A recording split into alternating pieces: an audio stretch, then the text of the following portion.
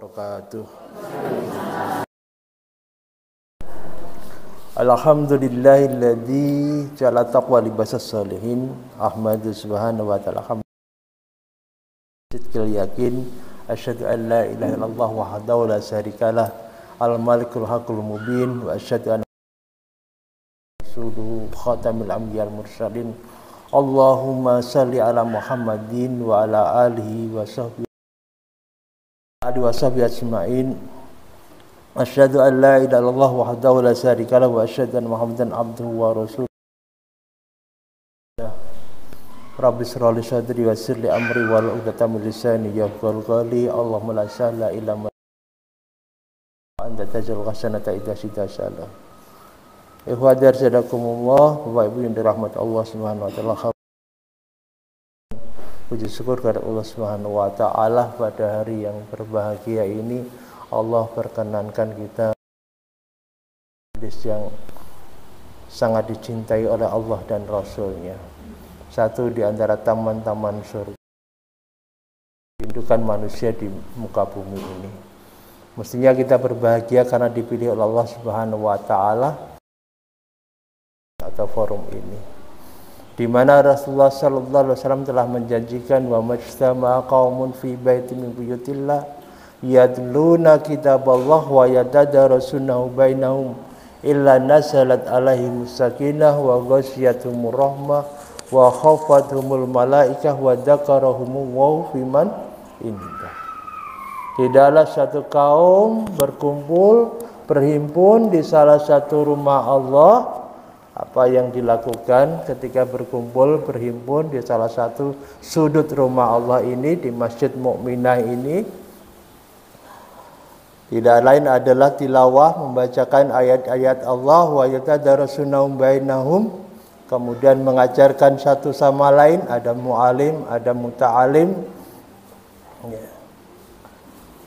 Illa nazalat alaihimus sakinah, melainkan Allah akan menurunkan sakinah. Sakinah ini kebutuhan dasar ya. Kalau dulu kita pernah belajar dulu di sekolah, ada namanya kebutuhan primer. Sakinah itu sebenarnya kebutuhan dasar. Karena nyaris tidak ada manusia di muka bumi ini yang tidak punya masalah. Sedangkan sakinah ini, ulama menjelaskan apa makna sakinah ini. Subutus syai' badat taharuk, ketenangan, ketenteraman yang kita dapatkan setelah sebelumnya ada goncangan. Jadi goncangan itu seperti gini Bu ya. Ada satu pohon ya, tertiup angin kemudian bergerak-gerak ya. Ketika kemudian anginnya berhenti bertiup, nah itu namanya sakinah. Jadi tidak dikatakan sakinah kalau sebelumnya enggak ada goncangan. Karena sakinah itu ditemukan setelah berlalunya goncangan. Bukan sakinah namanya kalau misalkan ada suami istri nggak pernah berantem, nggak pernah tengkar, ya, seolah-olah nggak ada masalah, ya, tetapi suaminya selingkuh, ya, istrinya ngutang tetangganya nggak bayar, gitu loh.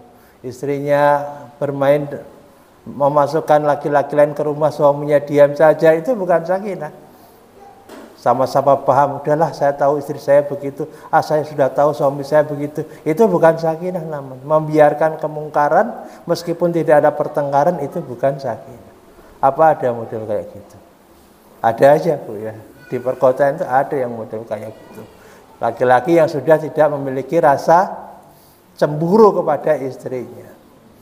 Lawang istrinya dijual aja ada kok gitu. Dan sama-sama ridho, naudzubillah min dzalik. Pada waktu yang lalu kan ramai, cukup heboh gitu. Itu bukan dikatakan sakinah meskipun mereka enggak bertengkar, enggak ribut, enggak berantem gitu. Tapi justru sakinah itu ditemukan setelah ada goncangan-goncangan. Mana ada rumah tangga yang enggak punya masalah? Semuanya punya masalah. Hatta sekalipun para nabi dan rasul juga memiliki masalah. Tetapi mereka menemukan jalan keluar atas masalah tersebut. Lalu yang lahir dan besar di surga aja punya masalah ketika turun ke bumi. Ya, nawabatan Bu. Ya, ketika di surga adem ayem, suami istri Nabi Adam dan Ibunda Hawa begitu turun ke bumi ya masalah kan gitu. Semuanya menghadapi masalah, nggak ada yang menghadapi masalah. Nah, sakinah itu adalah ketika kita bisa melalui masalah tersebut. Bayangkan hadir di majelis ilmu itu, kata Nabi SAW, nazalat alaihimus sakinah. Allah menurunkan sakinah untuk mereka. Given, bahasanya itu anugerah, karunia, sakinah itu dengan mau menghadiri majelis ilmu. Jadi sayang banget kalau seumur-umur nggak pernah ikut pengajian atau males ikut pengajian, lawang langsung dapat pulang bahasa sakinah kok, gitu loh. Nanti tahu aja di rumah ketika ada masalah jalan keluarnya Allah kasih jalan keluar. Jadi given, anugerah, karunia. Karena saya menemukan banyak sekali problem rumah tangga itu yang terjadi dari kalangan orang yang paling umum, yang tidak pernah ngaji maupun yang notabene lulusan pondok pesantren, itu adalah karena merasa sudah cukup ilmu nggak mau ngaji. Wa ghasyiyatuhumur rahmah, kemudian Allah menurunkan rahmah. Nah, rahmah ini yang paling mahal. Karena kita kebutuhannya adalah karunia itu, anugerah. Rahmah itu kan perasaan, kalau bahasa yang paling mudah ini ya Bu ya. Dulu ketika masih kecil kita diajari guru TK kita hanya memberi tak mengharap kembali bagai sang surya menyinari dunia. Itu rahmah itu sebenarnya. Hanya sifat rahmah saja yang membuat kita ini memberi tak mengharap kembali. Ya, lihat aja kakek-kakek, nenek-nenek kita yang sampai sekarang memilih mempertahankan rumah tangganya. Padahal si kakek sudah nggak bekerja, sudah nggak punya penghasilan, sudah nggak bisa menafkahi, tetapi si nenek nyaman-nyaman saja. Padahal si neneknya sudah ompong peyot, kulitnya keriput semua, masak sering kasinan, ya. Intinya tidak bisa memberikan pelayanan yang sempurna kepada suaminya, tapi si nenek memilih bertahan. Ya memang inilah yang namanya rahmah. Maka mahal sekali dan itu anugerah. Hanya orang-orang yang memiliki sifat rahmah saja ini yang bisa menjalani. Beda sama mawaddah. Kalau mawaddah itu namanya orang menikah mesti ada sesuatu hal yang membuat dia ingin menikahinya. Misalkan ya, si bapak memilih si ibu menjadi istrinya karena kecantikannya, ya, baik karena tinggi badannya, ya, kurus semampainya, atau hidup matanya, atau apalah gitu, yang membuat tertarik seorang laki-laki menikahi perempuan itu. Mungkin si ibu juga begitu, memilih untuk menerima pinangan dari bapak karena isi dompetnya, kan bisa jadi. Karena seragam yang dikenakannya, ya, karena pekerjaannya, ya, itu namanya mawaddah. Sah-sah saja, ya. Sah-sah saja memilih karena sesuatu hal yang kita sukai, itu namanya mawaddah. Namanya mawaddah ini suatu saat akan berkurang. Perasaan cinta yang menggebu-gebu bergelora itu ya mungkin di awal pengantin baru semua menemukan itu yang namanya mawaddah itu, dimana mungkin kadonya masih belum dibuka semuanya, ya kan, kemudian sumbangannya juga masih penuh, ya, belum butuh banyak kebutuhan, ya seperti itu mawaddah melimpah wajar. Lihat saja 3 bulan, 1 tahun, kok jangankan 3 bulan 1 tahun, 1 malam berlalu itu paginya bisa jadi ada goncangan.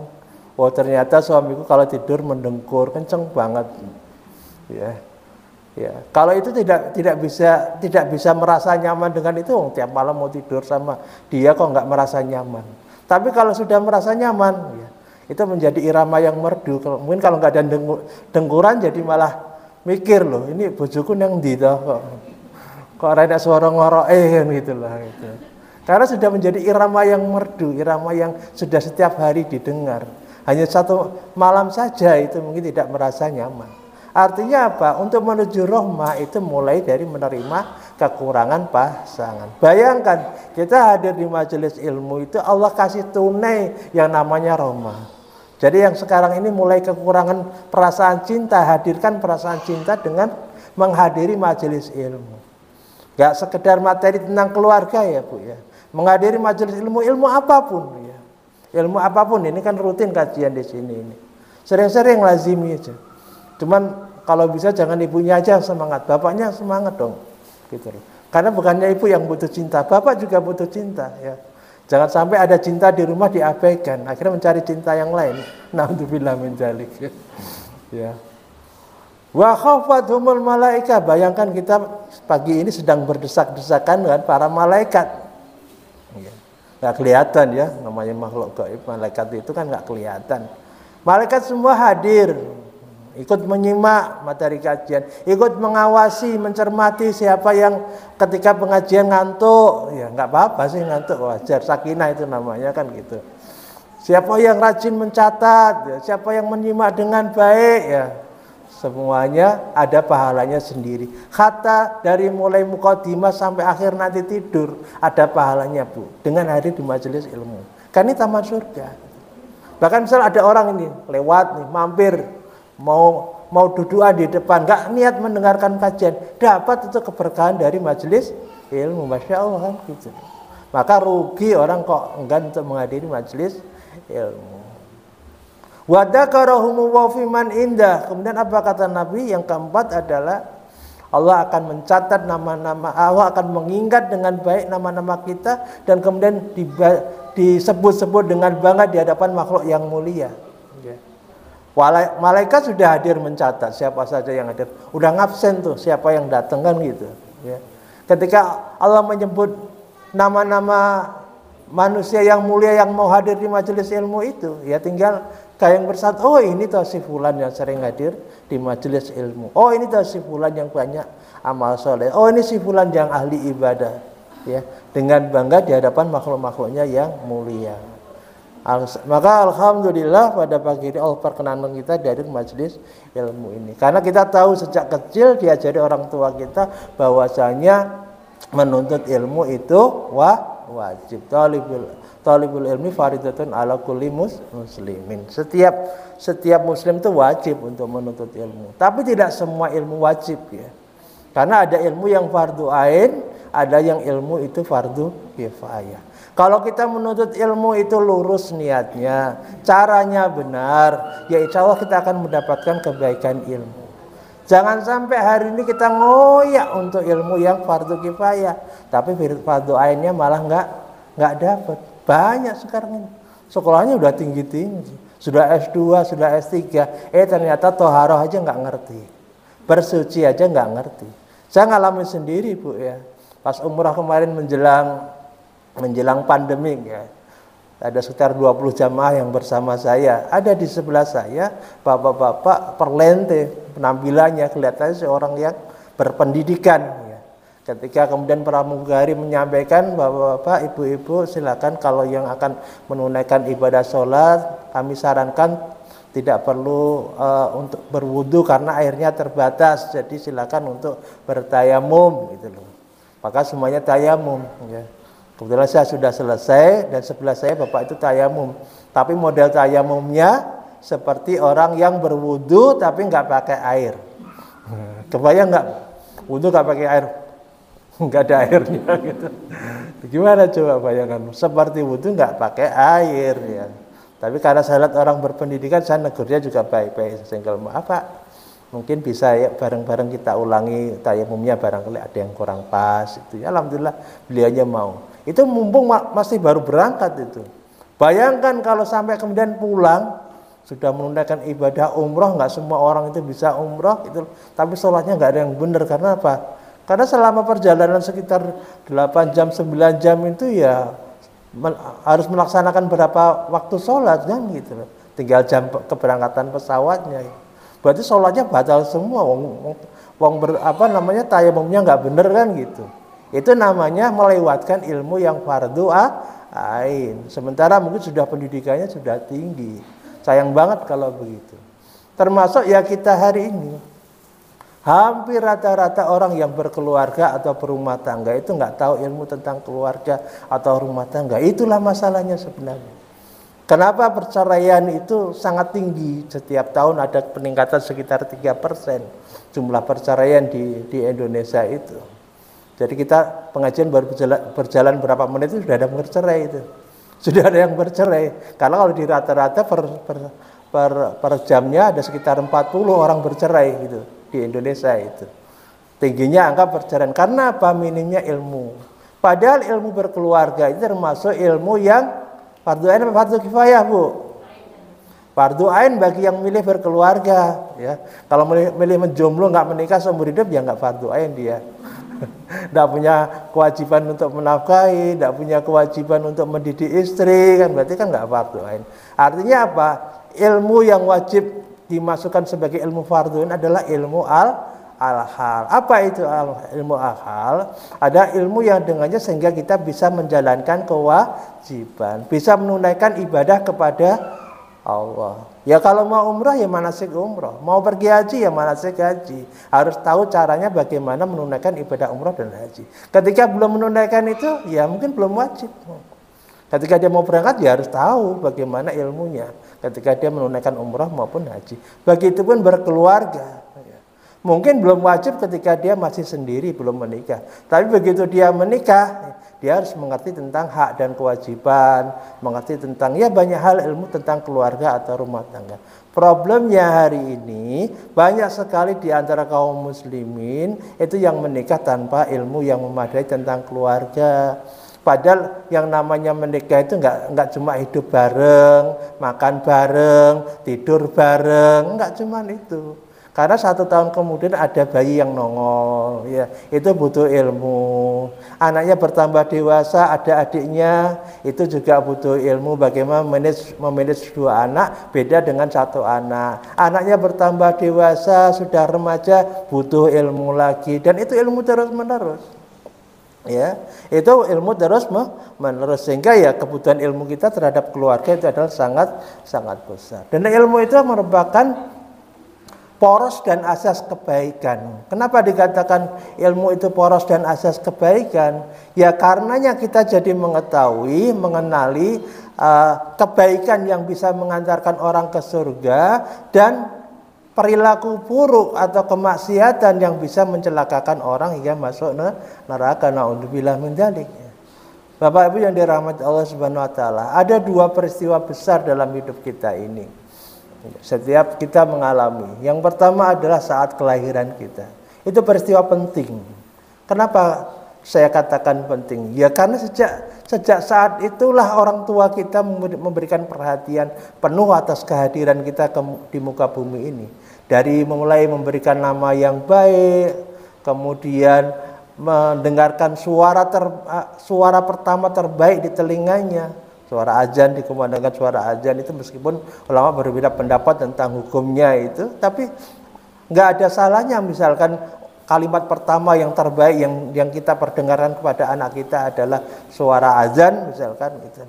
Dan kemudian juga mengakikahinya, kemudian menunjukkan rasa syukur, dawamus syukri, mendawamkan syukur dengan mengundang tetangga kiri kanan, mengabarkan kepada kerabat kita bahwasanya saya sudah punya anak ini, namanya ini gitu. Artinya apa? Kehadiran kita di muka bumi ini disambut dengan perasaan gembira, penuh sukacita ya. Begitupun peristiwa yang kedua saat apa? Saat kematian kita ya. Saat kematian hampir semua orang datang ke rumah kita. Kerabat kita, tetangga kita, kawan-kawan kita, bahkan di antara mereka yang datang mungkin adalah orang yang seumur hidup belum pernah main ke rumah. Sekalinya main ke rumah ketika kita sudah nggak ada. Oh ini tahu rumahnya. Untuk memberikan penghormatan yang terakhir. Tapi ada peristiwa yang tidak kalah besar dari peristiwa kelahiran dan kematian kita. Ini adalah peristiwa demi peristiwa yang kita alami sejak kita lahir sampai kemudian kita mati. Di situ ada tumbuh kembangnya diri kita, ada hal-hal yang kita lakukan dan peristiwa-peristiwa yang kita alami. Wabil khusus adalah peristiwa sejak kita balik sampai kemudian kita mati. Karena apa? Ketika kita balik, sejak saat itulah ya pena itu diletakkan dan mulai mencatat amal perbuatan kita. Dicatat semuanya dan itu menentukan. Bapak-bapak saat itu menentukan apakah seseorang itu selamat hingga Allah masukkannya ke dalam jannahnya Allah Subhanahu wa taala, faman zuhziha 'anil nar wa udkhilal jannata faqad faza. Maka barang siapa yang dijauhkan dari neraka dan dimasukkan ke dalam jannahnya, itulah keberuntungan. Kesuksesan, keberhasilan, keberuntungan yang sebenar-benarnya adalah ketika kita selamat dari neraka dan Allah masukkan ke dalam jannahnya. Sebaliknya, kalau tahapan-tahapan, peristiwa-peristiwa, fragmen-fragmen yang dia jalani selama hidupnya adalah perbuatan-perbuatan buruk, ya, bisa jadi adalah qul innal khosirina alladziina khasiru anfusahum wa ahlim yaumal qiyamah la dzalika huwal khusranul mubin. Katakanlah wahai Muhammad, sesungguhnya orang yang merugi itu adalah orang yang merugikan dirinya sendiri dan keluarganya pada hari kiamat. Banyak ayat yang lain ya, saya pilih ini yang sesuai dengan tema yang kita bahas. Apa kata Allah? Apa firman Allah? Mengingatkan kepada kita semuanya, Rasulullah Sallallahu Alaihi Wasallam dan kita selaku umatnya adalah bahwasanya orang yang dikatakan rugi itu bukan yang perniagaannya gagal. Yang namanya rugi bukan diberhentikan dari pekerjaan, tapi yang namanya rugi adalah orang yang merugikan dirinya sendiri dan keluarganya pada hari kiamat. Karena ada nanti orang yang berkeluarga atau berumah tangga, satu sisi beruntung, satu yang lainnya itu terpelanting masuk ke dalam neraka. Naudzubillah min dzalik. Mungkin bapaknya aman, ibunya nggak aman, naudzubillah gitu. Atau orang tuanya aman, anaknya tidak aman, naudzubillah. Atau sebaliknya. Ya. Maka orang yang merugi itu ketika nanti di kehidupan akhirat tercerai-berai. Kalau hari ini misalkan kita melakukan kesalahan, bersebab kesalahan itu sehingga kita dihukum, harus masuk ke dalam penjara. Itu kalau di dalam penjara masih bisa ditengoki, masih bisa dibawakan rangsum, masih bisa order makanan kesukaan. Yang penting punya duitnya kan gitu loh. Pesan Grab aja bisa kok dari dalam. Kabarnya begitu, saya nggak tahu juga, tapi begitu. Misalkan, Bu, besok bawakan makanan kesukaan saya, rendang misalkan, bisa. Ketika masih di dalam, masih ada yang bisa menasihati, Mas, Mbok jangan diulangi perbuatan itu, kan kalau begini kan susah. Jadi anak istri terpisah, jadi jenengan tidak bisa ngawasi istri dan anak-anak setiap hari, kan tidak enak gitu. Masih bisa ada yang menasehati. Coba bayangkan kalau itu peristiwa ini terjadi di akhirat. Oh ya, yang satunya masuk surga, satunya masuk neraka. Kira-kira peristiwa itu ada enggak? Ada sih, gitu loh. Ada, memang ada. Nah, tapi enggak ada pertemuan seperti itu. Apa dikira-kira para artis yang ahli maksiat itu ketika di dalam neraka bisa reunian, kemudian bangga-bangga di dalam ngopi wedangan, itu enggak bisa. Ya, nggak ada pertemuan seperti itu. Bahkan kalaupun ada, diantaranya adalah ada seorang penduduk surga yang nengok kawannya yang dulu ngajak maksiat, dulu ngajak minum, dulu ngajak korupsi, ya, dan macam-macam, pokoknya ngajak buruk, tapi ajakannya nggak dituruti, ya. Maka ketika di surga dia nengok kawannya, wah itu dia, itu orang yang zalim banget, itu suka ngajak yang nggak benar. Apa katanya? Ingkit taladurdin, hampir saja kamu mencelakakan saya. Coba kalau saya ngikutin kamu, sekarang mungkin susah hidup saya, belangsak kayak kamu, kira-kira gitu. Malah nyukurin gitu loh. Tapi ada juga pemandangan lain ya. Kalau kumpulan kita orang-orang soleh begini, kita semua nggak ngarep ya Bu ya. Kita semuanya nggak ngarep kita masuk harus dicelup dulu dalam neraka, kita semuanya nggak ngarep. Tapi kalau kumpulannya ada orang-orang yang soleh, taruhlah ya, sampai masuk dulu ke dalam neraka, masih ada kawan nyari, loh si fulan mana ya, yang ngajak saya pengajian mana ya, yang ngajari kebaikan saya gimana, yang ngajarin saya ngaji gimana, kok saya nggak nemu di surga, kok saya nggak nemu di mana sekarang, nyariin, loh ternyata dia sekarang lagi sedang mengalami ya nasib tidak baik di dalam neraka ya. Itu yang mengulurkan tangan untuk mengeluarkannya dari neraka. Maka nggak ada ruginya ngumpul sama orang-orang baik. Disitulah ya, diantaranya keutamanya berkumpul dengan orang-orang yang saleh. Ini peristiwa penting. Maka ya, Salah satu episode penting dalam kehidupan kita ini adalah ketika kita memilih untuk seseorang itu menjadi pasangan hidup kita, berkeluarga atau berumah tangga. Ini adalah babak yang sangat penting. Sehingga makna lain, manfaat lain dari ilmu adalah sebagai bekal sekaligus panduan. Bagaimana menjalani kehidupan rumah tangga saat pasang dan surutnya, naik turunnya, saat lapang dan sempitnya, saat ekonomi berkelimpahan atau saat kekurangan. Karena itulah sunnatullahnya seperti itu. Walanabluwannakum bisa'im minal khaufi wal ju'i wa naqsim minal amwali wal anfusi was samarat wa basyiris sabirin. Ini ayatnya surat Al-Baqarah, ayat berapa Ibu? Surat Al-Baqarah ya. Jadi Allah bersumpah demi dan pasti sungguh ya. Jadi ada wawu di depan itu maknanya adalah sungguh. Masalah Allah bersumpah pasti, dalam artian peristiwa ini pasti akan menimpa pada setiap orang. Walanabluwannakum bisa'im minal khauf. Kami pasti akan menguji ya, setiap orang itu dengan sesuatu. Sesuatu itu besar atau kecil? Sesuatu itu besar atau kecil? Sesuatu kecil, sedikit ya. Dengan sedikit itu loh. Bukan sesuatunya Syahrini ya. Sesuatu Syahrini kan sesuatu gitu katanya. Kok kayak apa gitu loh. Sesuatu ini sesuatu yang sedikit. Khauf, perasaan takut. Ketika masa pandemi kemarin, ya, semua orang ketakutan sampai beberapa orang salah memahami masa pandemi kemarin ya. Seolah-olah yang menyelamatkan adalah masker. Seolah-olah yang menyelamatkan adalah vaksin. Bahkan bukan itu. Allah lagi ya. Allah yang akan memilih siapa hambanya yang ditolong dan Allah ya, memang sudah sampai takdirnya adalah kemudian menemui kematiannya. Perasaan khauf. Walju ya, kemudian kelaparan ya.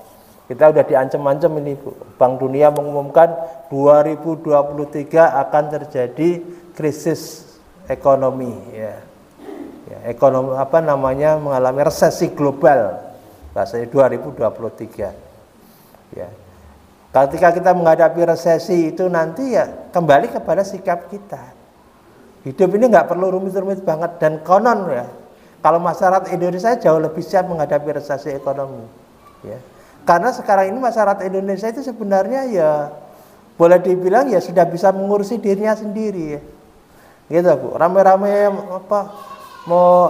ganti kepemimpinan segala kita sama hariannya seperti ini, hanya mungkin agak terganggu ketika harga minyak melambung tinggi gitu lah, harga telur melonjak gitu aja. Tapi ya hidup kita harian seperti ini, lebih siap sebenarnya masyarakat kita. Yang penting nggak panik aja gitu loh, nggak panik aja dan persiapan menghadapi itu ya. Dan kita yakin kita ada Allah maha tahu apa yang terbaik buat hambanya. Jadi wa naqsim minal amwal, berkurangnya harta itu juga bagian dari ujian. Dalam rumah tangga nanti pasang surutnya juga akan terjadi itu.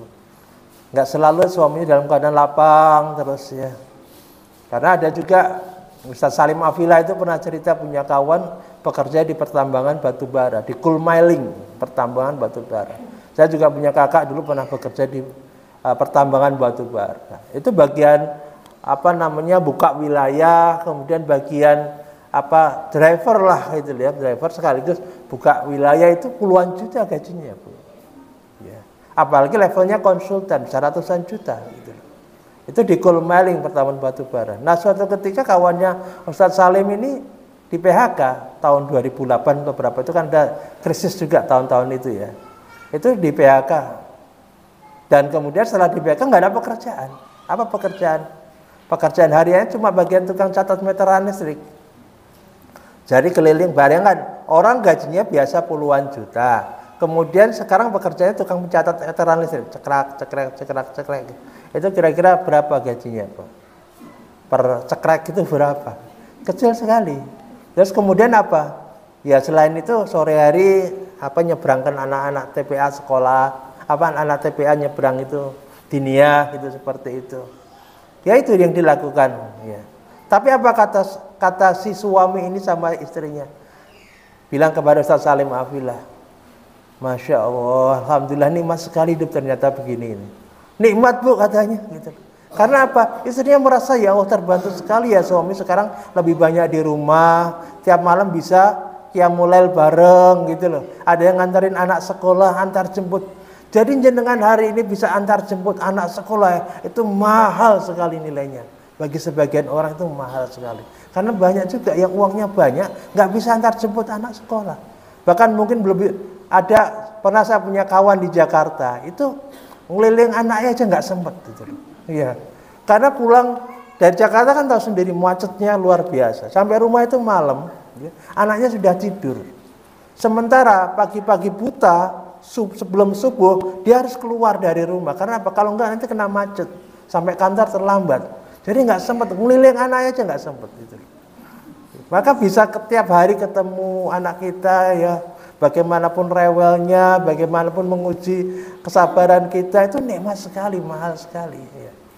Maka syukuri itu. Nah, kembali kepada kisah tadi. Jadi merasa nikmatnya itu.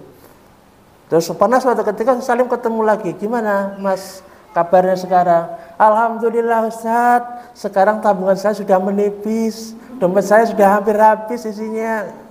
Alhamdulillah bu. Apa kata dia? Artinya Ustaz, kalau dompet saya sudah tipis, rekening saya sudah hampir kosong, ini mau diisi lagi. Wah top betul. Itu akidah bu ya. Kalau jenengan meyakini ketika uang, wah duitnya tanggal segini udah mau habis, bersyukurlah bu. Itu artinya mau diisi lagi sama Allah Subhanahu Wa Taala. Keyakinan itu, dan yakin betul ketika ngomong itu bukan sekedar menyenangkan, ngerem-ngerematin, tidak. Dia yakin betul. Dan dalam hitungan tidak lama kemudian Ustaz Salim dibel lagi. Ustaz, hari ini saya alhamdulillah dapat pekerjaan sesuai dengan keinginan saya. Bagaimana pekerjaannya? Pekerjaannya adalah seperti yang dulu, tapi lebih lah, dalam artian sekarang saya jadi konsultan, tidak perlu tiap hari ngantor, cuma setiap hari di rumah di depan laptop itu, kemudian dia bikin beberapa proyek itu saya kirimkan lewat online. Masya Allah. Gajinya bu 3 kali lipat. 3 kali lipat. Yang penting mindset persepsi kita tuh benar tentang mana rezeki. Jadi ada dalam hidup ini ada fase kita akan berkurangnya harta. Wal anfus, kadang kehilangan orang yang kita cintai. Masa pandemi kemarin tidak bisa dipungkiri, kita banyak kehilangan orang-orang yang kita cintai, termasuk kami yang di Yayasan Gria Keluarga Sakinah. Kami harus kehilangan guru kami, Ustaz Rias Moro Kurniawan. Umat merasakan betul kehilangan beliau, karena beliau fokus bahas tentang keluarga. Ya. Jadi banyak yang merasa kehilangan dia. Apalah saya dibanding beliau, saya cuman ayo bagian juru catatnya beliau kan gitu loh. Ya. Kemudian selain kehilangan orang yang cintai adalah ya kemungkinan gagal panen. Ini yang hari ini sedang panen itu beberapa ya, mungkin ada yang gagal, ada yang tidak sesuai harapan. Ya itu pasang surutnya. Kadang jualan juga sekarang lagi sepi ya. Di toko kami juga berasa 1-2 bulan ini ada penurunan penjualan. Jadi sudah dinikmati. Hidup ini ya seperti itu perjalanannya ya. Artinya apa? Kita nggak perlu merasa risau ya. Karena apa? Karena Allah telah mengabarkan kepada kita adalah agar kita bersabar menghadapi itu. Kabar gembira itu adalah dengan kita bersabar. Wa basyiri sobir. Kabarkanlah dengan kabar gembira dengan kesabaran itu. Jadi orang yang bersabar siap-siaplah untuk mendapatkan kabar gembira dari Allah Subhanahu wa Ta'ala. Dan ini kebutuhan ilmu sebagai panduan gitu. Nah, Bapak Ibu yang dirahmati Allah Subhanahu wa Ta'ala, saya perlu mengingatkan pembahasan tentang keluarga ini ternyata penting sekali. Kalau kita lihat fakta-fakta di harian kita, di masyarakat sekitar kita, ini sudah berlaku peringatan dari Rasulullah sallallahu alaihi wasallam. Badiru bil amal fitanan ka kita ilal mudlim. Yusbihu rajulun mu'minan la yumsi kafiran aw yumsi mu'minan yusbihu kafiran yabdina bi aradi minad dunya. Bersegeralah beramal sebelum datangnya fitnah seperti potongan malam yang gelap gulita. Kemarin kita ngalami Pak Bu ya, gelap gulita ya. Dari sejak sore sampai sekitar jam berapa itu? Nggak nyaman sekali ya. Saya lihat dari Purwokarto saya mau Jolaban tuh Oh langsung, wah sampai jam berapa ini? Nggak nyaman sekali. Jadi ternyata gelap itu juga nggak nyaman ya. Iya. Ketika tanpa adanya cahaya kita nggak bisa membedakan warna dan bentuk. Ya. Ya, ketika gelap gulita, maka fitnah itu seperti potongan malam yang seperti itu, susah membedakan antara yang hak dan yang batil, antara yang baik dan yang buruk. Karena apa? Sudah fitnahnya sudah luar biasa. Baik fitnatus subhat maupun fitnatus syahwat. Ya. Fitnatus subhat itu mungkin hanya bisa diketahui oleh orang-orang tertentu yang secara memiliki keilmuan pemahaman memahami ini. Oh ini sesat. Oh ini kalau dibiarkan akan membahayakan umat. Itu orang-orang tertentu karena terkait dengan pemikiran. Adapun fitnatus syahwat itu hari ini bisa kita tengok. Dan ini benar seperti yang dikatakan oleh Syekh Abu Hasan Ali An-Nadwi, seorang ulama dari India, abad 19 kemarin bahkan. Abad 19 atau abad 20. Beliau sudah mengingatkan dalam kitab Madza Qasirul Alam bi inkhitatil muslimin. Apa dampak kerugian dunia akibat kemunduran umat Islam? Jadi sebenarnya kalau kita ini umat Islam itu nggak maju, itu dunia yang rugi. Bukan hanya umat Islam yang rugi, dunia juga rugi. Kalau ya umat Islam itu mundur karena apa? Yang paling tahu bagaimana mengatur, mengelola dunia ini adalah umat Islam. Syariat di muka bumi ini yang paling pas, paling benar, paling sesuai. Wah kayak fanatik banget. Loh iya, karena Allah kan yang menyampaikan ini kok. Yang paling tahu bagaimana mengatur, mengelola dunia ini adalah Islam. Islam ya. Kalau umat Islam kan memang kondisinya kita tahu lah macam-macam gitu. Tapi kalau umat Islam yang artinya paham betul, dia akan bisa mengelola dunia ini dengan baik. Ya, kita tidak sedang bahas ini. Tapi apa yang disampaikan oleh Syekh Abu Hasan Ali An-Nadwi, beliau menyampaikan begini. Saat ini kita semua umat Islam tengah menghadapi satu tantangan akidah, satu ujian keimanan yang belum pernah dialami umat yang sebelumnya. Bahkan sejak era sebelum tahun 2000 ya, itu ulama Syekh Abu Hasan Ali An-Nadwi sudah mengingatkan ini. Karena kita mengalami juga Ibu ya, tahun 80-an, 90-an itu kan era globalisasi. Berkembang menjadi era informasi. Berkembang lagi hari ini menjadi era disrupsi. Apa meneh kan gitu. Era disrupsi. Karena perubahan sangat cepat. Ya. Sekarang beberapa tenaga kerja sudah diganti dengan robot. Ya. Cara berbelanja sudah beda. Ya. Tinggal nunggu di rumah, nangkring apa itu, cari yang termurah apa dapat. Beli makanan juga begitu. Akhirnya ibu-ibu malas masak. Bapak-bapak yang bosen akhirnya. Iya. Karena biasanya yang paling khas itu masakan istri kok ya. Saya pernah ditanya seorang ibu-ibu, Ustadz, bukankah memasak, mencuci, kemudian membersihkan rumah itu bukan kewajiban istri? Iya Bu, itu bukan kewajiban istri, tapi kewajiban istri adalah mentaati suami. Kalau suami minta dimasakkan, ya dimasakkan. Ya. Kalau suami minta kita bersabar, dek, belum bisa belikan mesin cuci sementara ngucek sendiri. Ya mas, tapi ya diwangi nimbo banyu misalkan gitu. Ya itulah, itu namanya, itu nanti pembahasan nantilah, itulah. Nanti ada pembahasan sendiri. Artinya ya rumah tangga seperti itu. Nah hari ini kembali kepada Syekh Abu Hasan Ali An-Nadwi. Kita menghadapi tantangan akidah dan ujian yang sebegitu hebat. Kalau hari ini bisa saya gambarkan begini Bu ya. Belum pernah terjadi yang namanya seorang ayah dan anak dalam jarak 1 meter ya, berhadapan-hadapan, itu sang ayah nggak kenal tuh anaknya. Saya katakan nggak kenal gimana? Nggak tahu apa yang dipikirkan anaknya, apa kebutuhannya, apa keinginannya, siapa teman dekatnya, ayahnya nggak tahu. Berapa banyak seperti itu. Ada kejadian di awal-awal kemunculan Facebook, sosial media, Facebook tahun 2008. Itu ada seorang ayah sampai minta tolong temennya buatkan akun Facebook. Supaya apa? Bisa kirim surat ke anaknya. Kalau dulu kan sekedar nulis bisa ya. Sekarang nggak bisa ngobrol sama anak, itu harus pakai Facebook. Akhirnya bikin akun Facebook, nulis surat kepada anaknya. Isinya begini, kurang lebih begini. Wahai anakku, dulu ketika kamu masih kecil, kamu ingin sesuatu, kamu ngomong sama ayah. Dulu waktu kecil kamu ada kejadian apa di sekolah, kamu cerita sama ayah. Dulu waktu kecil kamu ingin main ke rumah teman, kamu punya teman baru, kamu cerita sama ayah. Tapi hari ini setiap kali ayah mau nanya sesuatu ke kamu sibuk dengan laptop kamu. Setiap kali ayah ingin bicara ngobrol agak panjang dengan kamu sibuk dengan laptop kamu. Maka ayah minta tolong sama kawan ayah untuk membantu bagaimana membuat akun ini dan kemudian menulis sesuatu agar kita bisa berbicara dalam dialog yang panjang. Titik. Sayangnya Bu, surat elektronik ini baru dibuka anaknya 3 bulan kemudian. Anaknya baru tahu ketika ayahnya sudah meninggal dunia. Sudah sedih, menyesal, kehilangan, ya sudah terlambat karena ayah sudah meninggal, nggak sempat ngobrol panjang. Dan berapa banyak kejadian ini, sampai ada istilah ini namanya alienasi pasutri. Artinya apa? Pasangan suami istri udah kayak alien, ya. Lihat aja duduk dempet-dempetan, tapi nggak ada suara yang terdengar. Hening, senyap. Karena apa? Yang sibuk pikirannya, ramai di tengah keramaian pikiran, senyap di dunia kenyataan, gitu kan?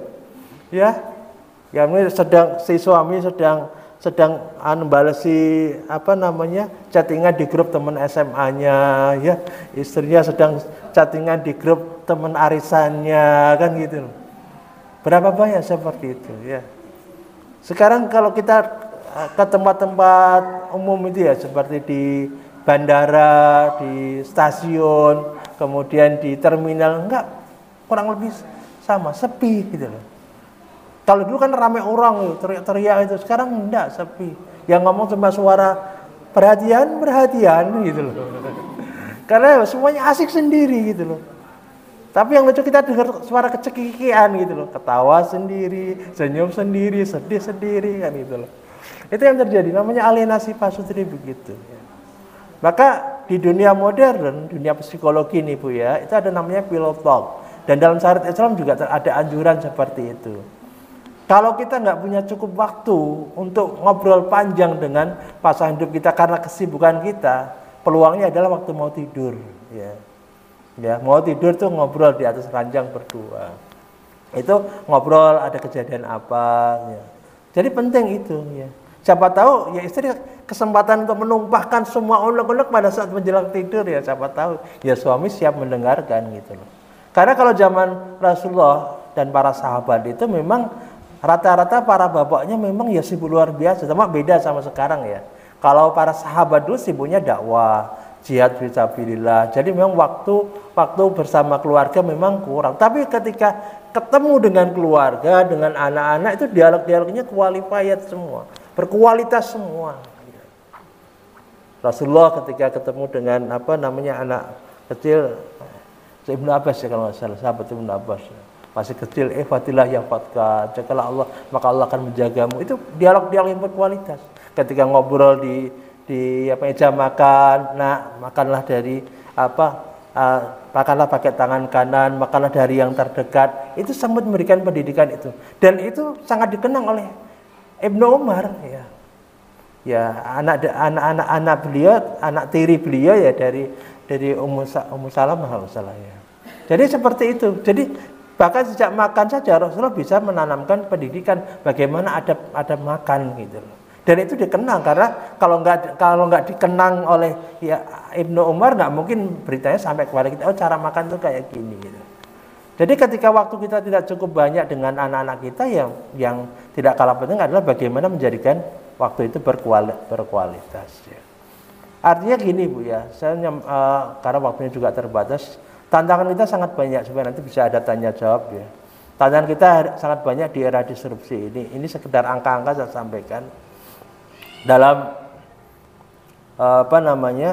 setiap tahun itu hari ini ada perceraian 28 juta pasutri bercerai setiap tahun gara-gara sosial media, WA dan Facebook. Ya, akhirnya banyak para lelaki CLBK cinta lama bersemi kembali itu gara-gara itu.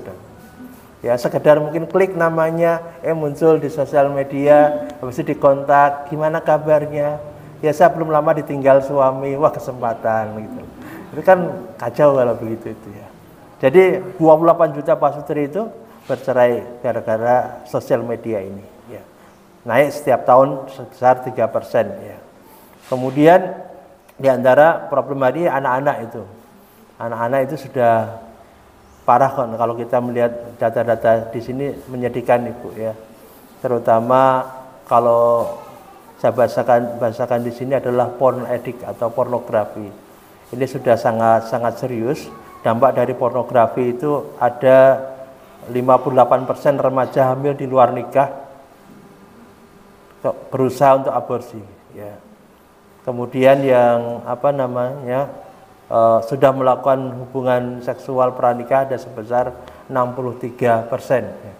Kemarin itu di Gresik belum lama, sekitar 2 pekan yang lalu saya baca di media online, MUI Gresik merasa kecolongan dan merasa prihatin karena banyak sekali pengajuan nikah usia muda, ya, sebesar 958 orang yang mengajukan menikah di usia yang muda sejak 2018 sampai 2022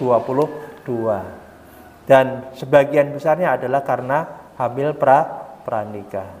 Saya belum lama ketemu dengan Lurah Cemani, kebetulan kantor kami di Cemani, ngobrol sama beliau, memang penting Ustadz ini membahas tentang keluarga karena ya di tempat kami juga banyak sekali pengajuan nikah usia muda karena tadi hamil sebelum nikah. Padahal daerah Cemani itu kan kulturnya ya tahu sendiri kampung rugi kan seperti itu. Tapi mungkin karena sudah sangat majemuk jadi memang hal itu sudah banyak terjadi. Kalau di problem di tengah perkotaan lebih parah lagi Bu. Di perkotaan itu ada istilahnya yang namanya geng motor, ya, kemudian balap liar, kemudian ada yang namanya cabe-cabean gitu loh. Ya itu isu yang kemarin tapi hari ini jauh lebih parah. Jadi ada istilah cabai merah, cabai kuning, atau ada cabai keriting Honda gitu loh.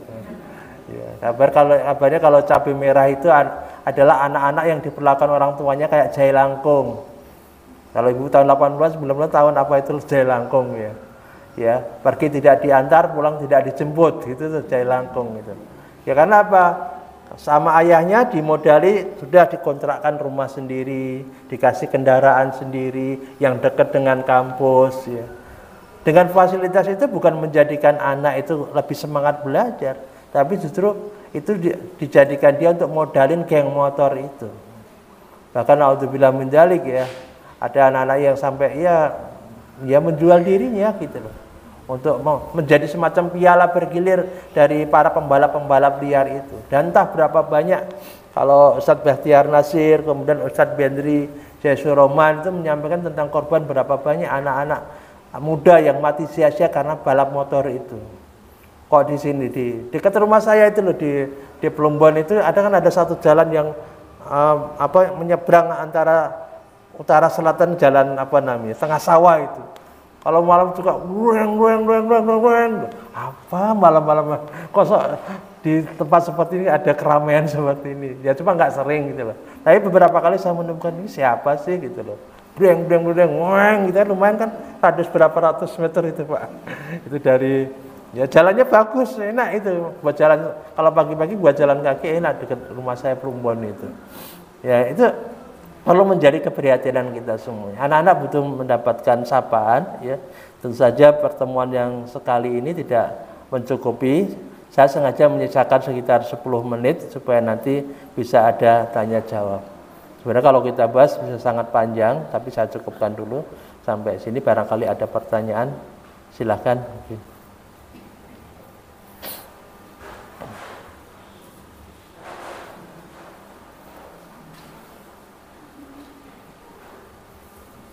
Monggo, Bu. Nggak ada. Kalau nggak ada, saya habiskan waktunya 10 menit. Ya. Biar kita bisa mensyukuri nikmat berkeluarga. Saya katakan begini, Bu ya. Syariat Islam itu mengatur kita berkeluarga atau berumah tangga itu mahal sekali. Akan terasa mahalnya ketika dengan hidup di Eropa atau Amerika. Saya dapat kawan-kawan termasuk Ustadz Adianusa ini di antaranya itu dapat cerita dari sana. Hari ini sudah semacam menjadi tren di tengah masyarakat non-muslim, yang mayoritas non-muslim itu tren ogah nikah. Di Jepang dan Cina, ya, itu konon kabarnya rata-rata masyarakat sana itu baru mau menikah usia 40 tahun. Alasannya nunggu mapan ekonomi. Ngapain repot ngurusi anak orang lain, mengurusi diri sendiri saja belum. Nunggu mapan. Di sini ada enggak ya? Ya ada juga gitu ya. Ya, alasannya nunggu mapan ekonomi. Bayangkan ketika menikah usia 40 tahun, ada harapan punya anak enggak? Ada, tapi kan semakin sempit kecil. Maka jangan dikira di Cina itu sudah mulai terjadi penurunan jumlah penduduk. Bahkan di Jepang sudah minus.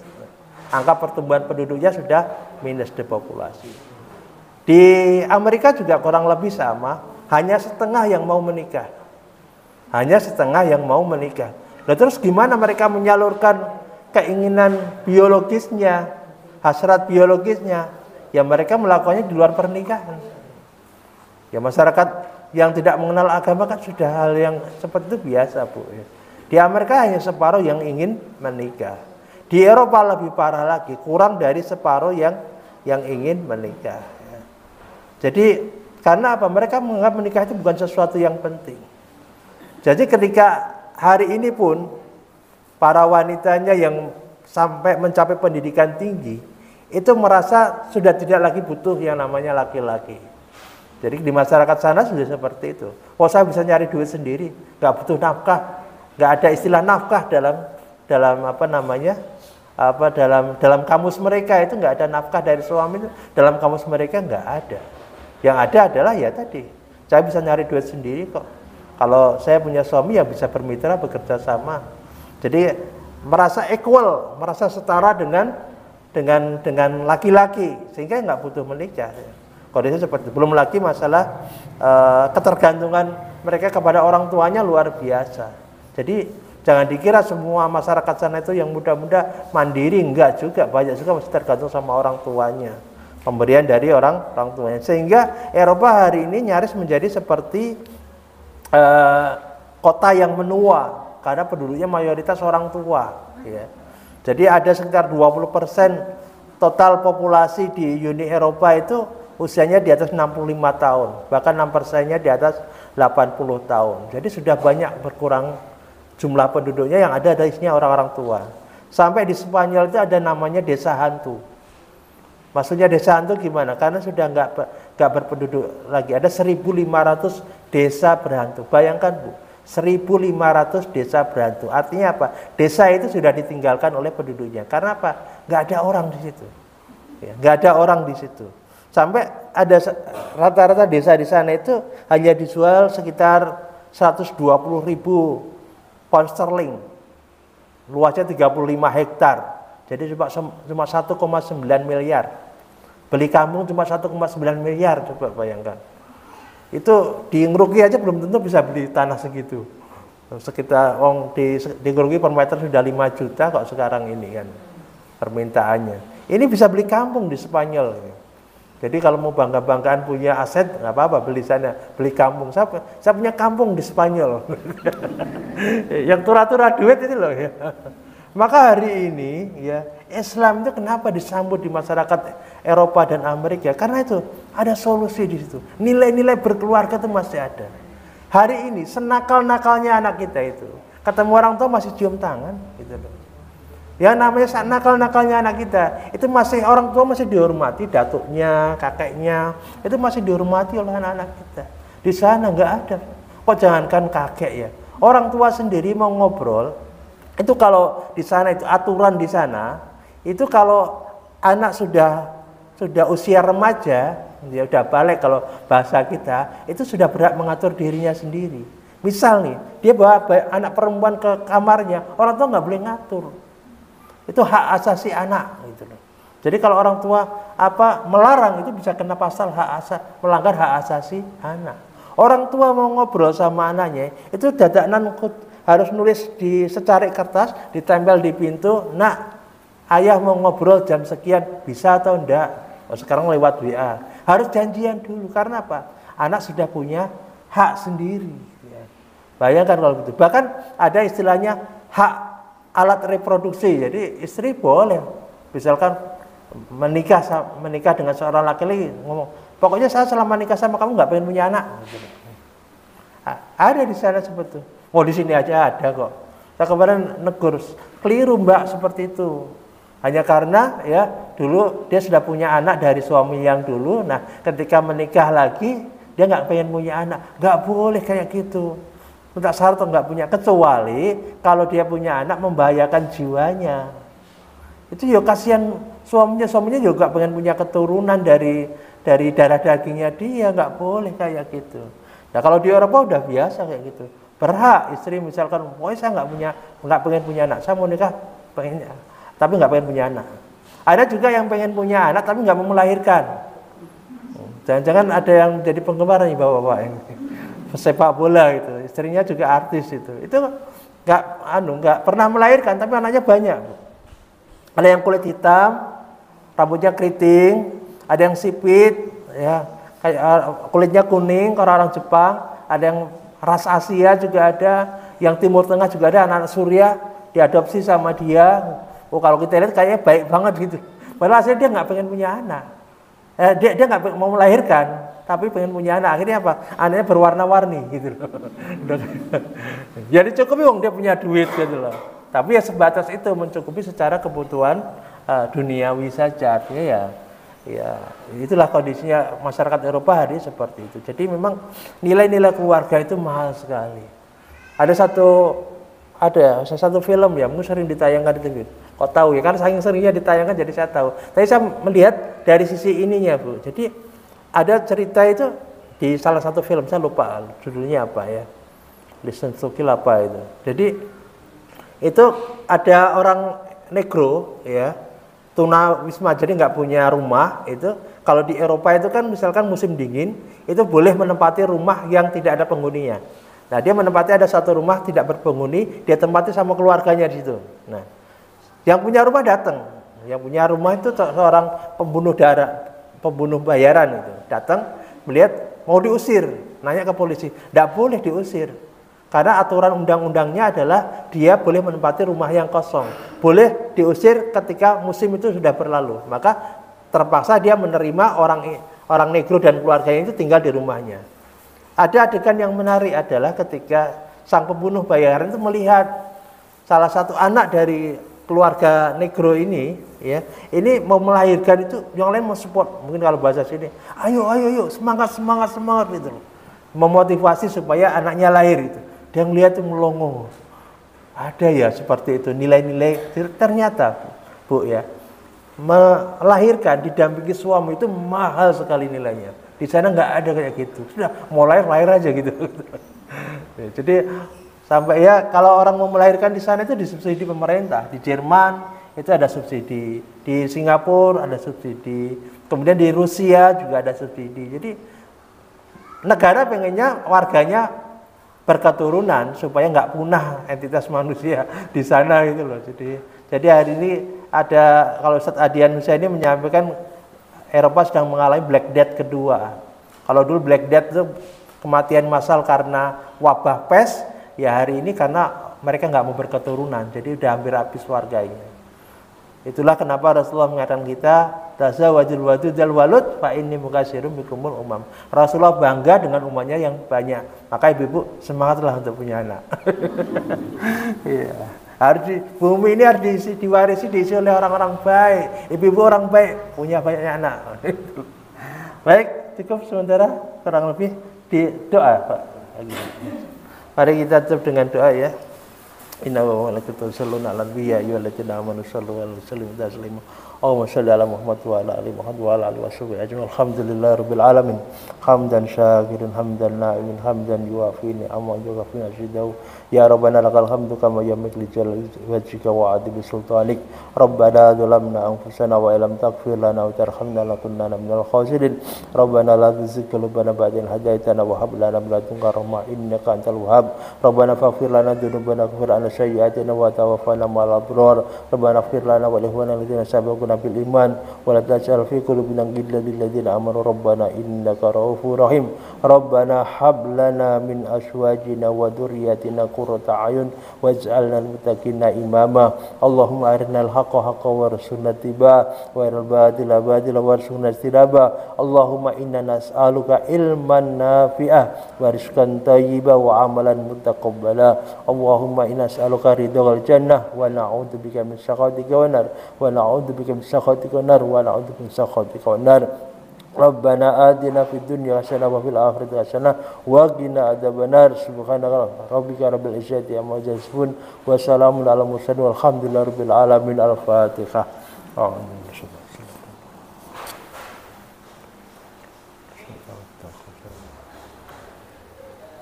Wa a'lam bishawab. Assalamualaikum warahmatullahi wabarakatuh.